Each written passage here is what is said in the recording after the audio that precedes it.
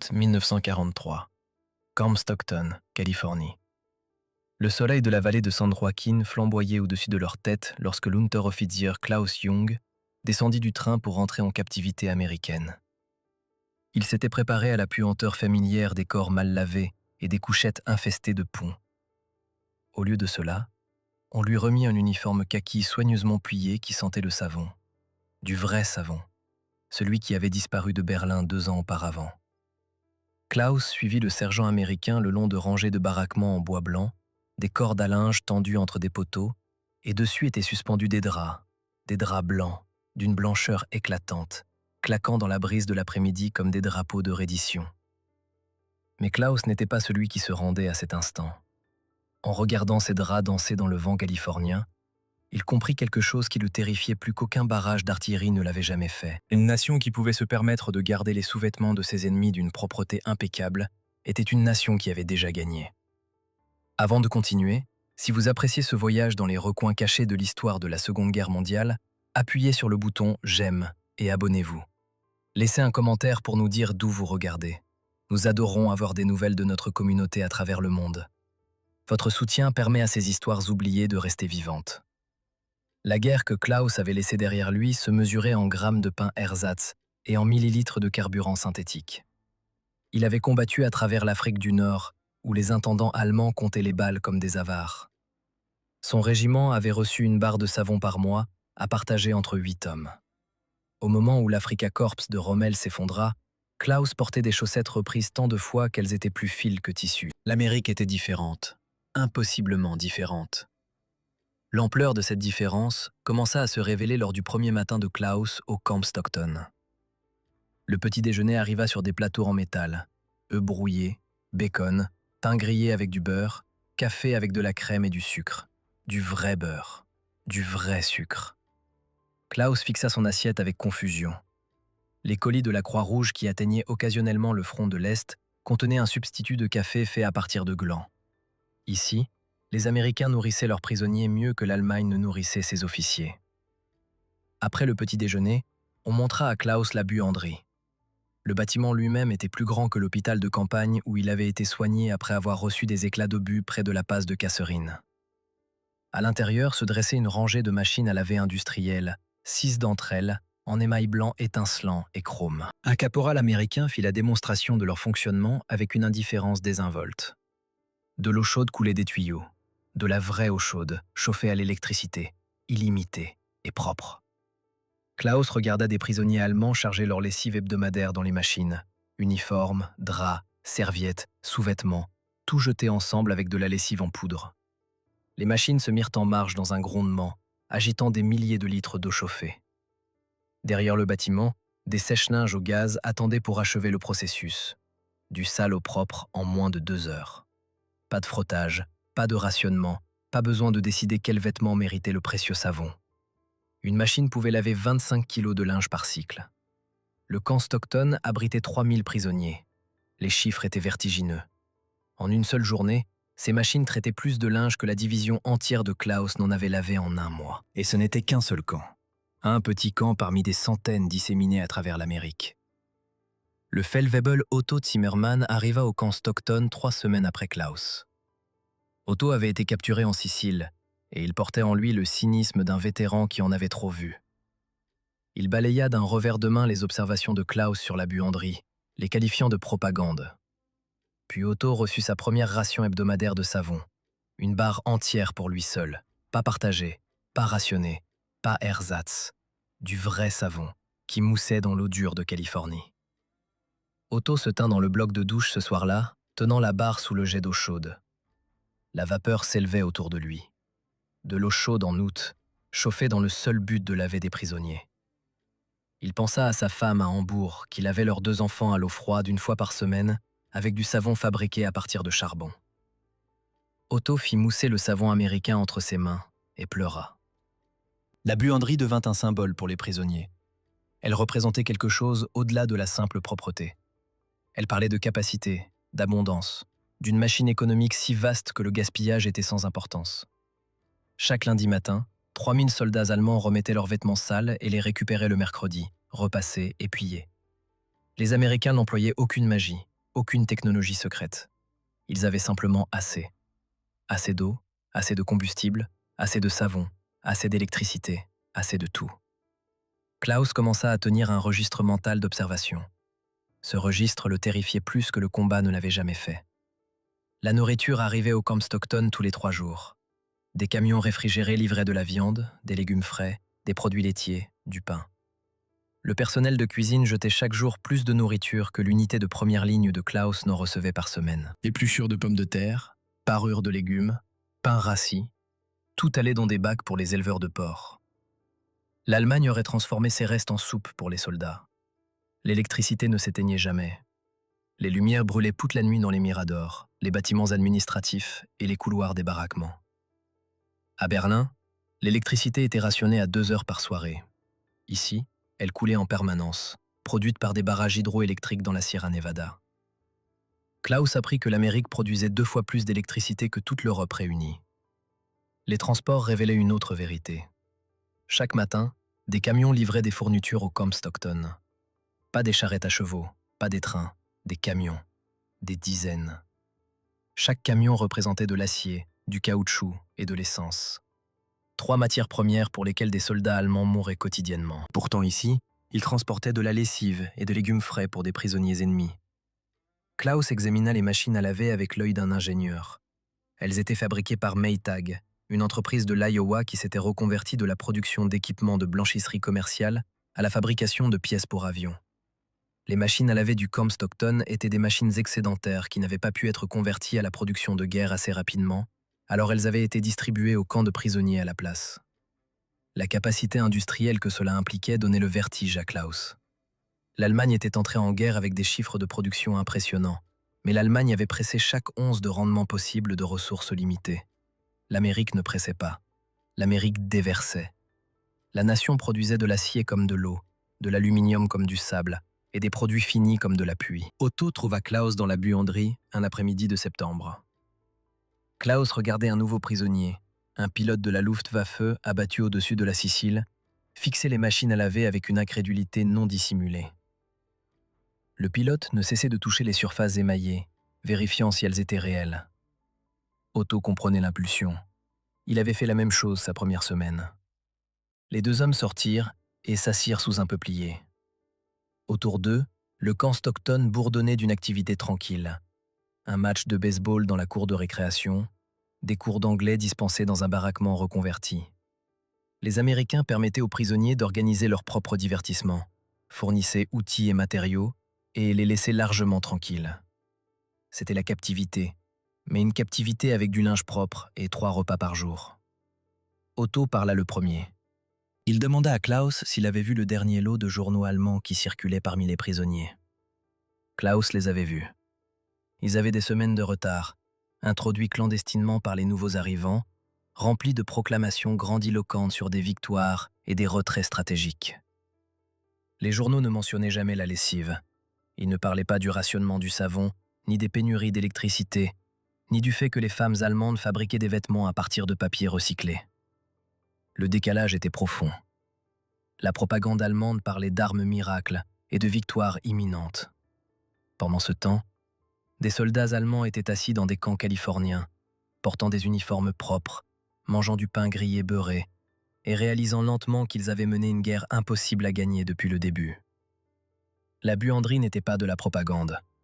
C'était une preuve. La preuve que l'Amérique était entrée en guerre avec des ressources si vastes que fournir du confort à 370 000 prisonniers ennemis était un détail logistique.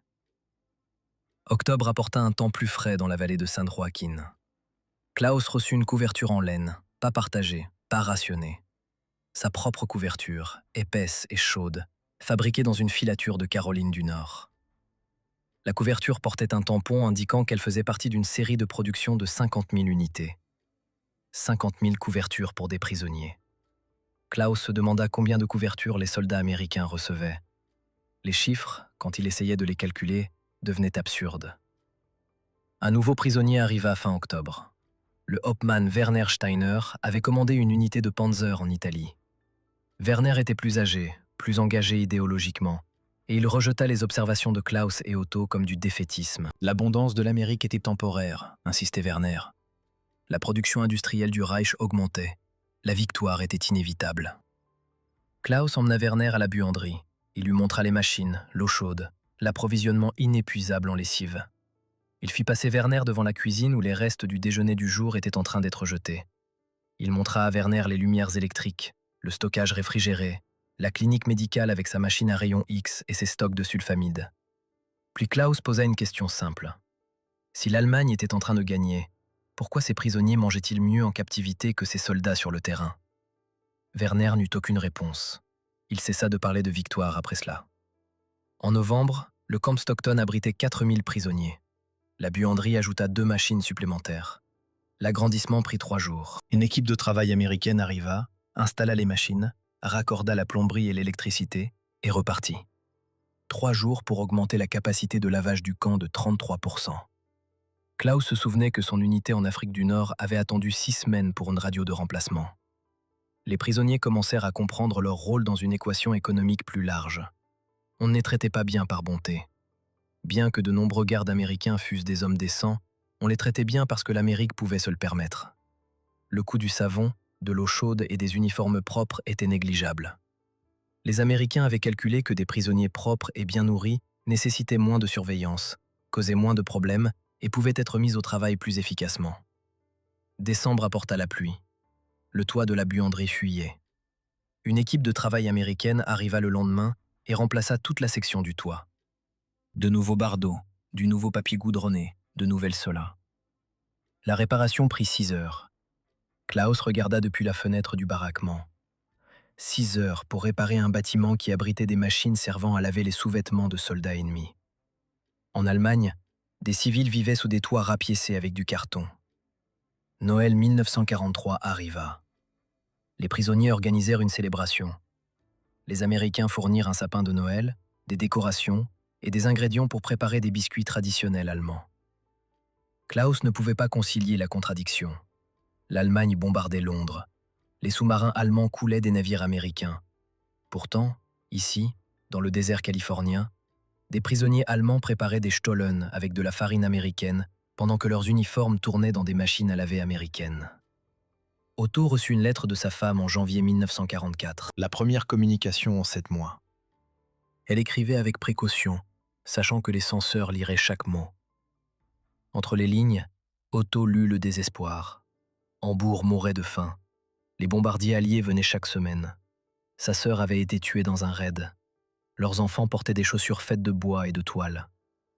Elle demandait à Otto s'il était bien traité. Elle espérait qu'il était en sécurité. Otto resta assis dans le baraquement ce soir-là, la lettre à la main, entouré d'hommes en uniforme propre. L'ironie était suffocante. Il était plus en sécurité, mieux nourri et plus confortable en tant que prisonnier en Amérique que sa famille ne l'était en tant que civil en Allemagne. La guerre avait inversé toutes les certitudes qu'Otto avait sur la force, le sacrifice et la puissance nationale. Le printemps arriva dans la vallée de Saint-Joachim. La buanderie effectua sa 10 000e lessive. Klaus fit le calcul. 10 000 lessives, d'une moyenne de 25 kilos chacune. 250 000 kilos de linge. La lessive seule représentait des tonnes de produits chimiques dont l'Allemagne avait besoin pour ses munitions. L'Amérique les utilisait pour nettoyer les chaussettes des prisonniers. Des nouvelles d'Europe filtraient dans le camp par les nouveaux arrivants. Le Reich était en retraite sur tous les fronts. Les armées alliées avaient débarqué à Anzio. Les forces soviétiques poussaient vers l'ouest. Dans le camp, les prisonniers écoutaient ces nouvelles en portant des sous-vêtements propres et en mangeant du poulet rôti. La dissonance cognitive brisa certains hommes. D'autres, comme Klaus, acceptèrent simplement la réalité. L'Allemagne avait combattu vaillamment, mais la bravoure ne pouvait pas vaincre l'arithmétique. À l'été 1944, Klaus était au camp Stockton depuis 1 an. La buanderie lui était aussi familière que la respiration. Il y travaillait la plupart des jours, faisant fonctionner les machines, pliant le linge, distribuant les uniformes propres. Le travail était monotone, mais pas désagréable. L'eau chaude et le savon étaient devenus normaux. Cette normalisation effrayait Klaus plus que l'étrangeté ne l'avait jamais fait. Un après-midi d'août, Klaus se tenait dans la buanderie et regardait des draps blancs tournés dans un sèche-linge. La chaleur miroitait à travers la porte vitrée de la machine. Dehors, le soleil californien tapait. Quelque part de l'autre côté de l'Atlantique, l'Allemagne brûlait. Des villes réduites en décombres, des usines détruites, des lignes d'approvisionnement coupées. Et ici, le linge des prisonniers ennemis tournait dans des machines alimentées à l'électricité, lavé dans une eau chaude illimitée, séché au gaz naturel. Klaus pensa à la propagande qu'il avait crue. La puissance industrielle de l'Allemagne, ses prouesses d'ingénierie, son efficacité disciplinée. Tout cela était vrai. Tout cela était sans importance. Parce que de l'autre côté de l'océan, se trouvait une nation qui déployait nonchalamment des machines à laver industrielles dans des camps de prisonniers. Une nation qui pouvait se permettre de garder ses ennemis dans le confort. Le sèche-linge termina son cycle. Klaus ouvrit la porte et retira une charge de draps blancs. Ils étaient chauds, propres et doux. Il les plia méthodiquement, pensant à sa mère à Stuttgart. Elle lui avait appris à plier le linge quand il était enfant. Il se demandait si elle était vivante, se demandait si elle avait encore des draps, se demandait si elle se souvenait de l'odeur du linge véritablement propre. La guerre prit fin en mai 1945. La nouvelle atteignit le camp Stockton en quelques heures. L'Allemagne avait capitulé. Le Reich n'existait plus. Les prisonniers se rassemblèrent dans la cour de récréation, écoutant la radio des forces armées diffuser l'annonce. Certains pleurèrent, d'autres restèrent silencieux. Quelques-uns semblèrent soulagés. Klaus ne ressentit rien. La fin de la guerre ne changeait rien au camp Stockton. Les machines à laver tournaient toujours chaque lundi. L'eau chaude coulait toujours. Les draps blancs claquaient toujours sur les cordes à linge sous le soleil californien. Le rapatriement commença fin 1945. Klaus retourna en Allemagne en décembre. Stuttgart était méconnaissable. Le quartier de son enfance n'était que décombres. L'usine où son père avait travaillé n'existait plus. L'immeuble de sa famille tenait encore debout, mais ses fenêtres étaient vides et ses murs criblés d'éclats d'obus. Klaus trouva sa mère vivant dans 2 pièces avec 6 autres familles. Elle partageait un robinet d'eau froide dans le couloir. Il n'y avait pas d'électricité, pas de chauffage sauf un petit poêle. Elle lavait le linge dans un seau avec du savon fabriqué à partir de cendres et de graisse animale. Les vêtements n'étaient jamais vraiment propres. Elle suspendait les habits humides au-dessus du poêle pour les sécher, et il sentait la fumée et la vieille graisse. Klaus regarda sa mère faire la lessive et ne dit rien.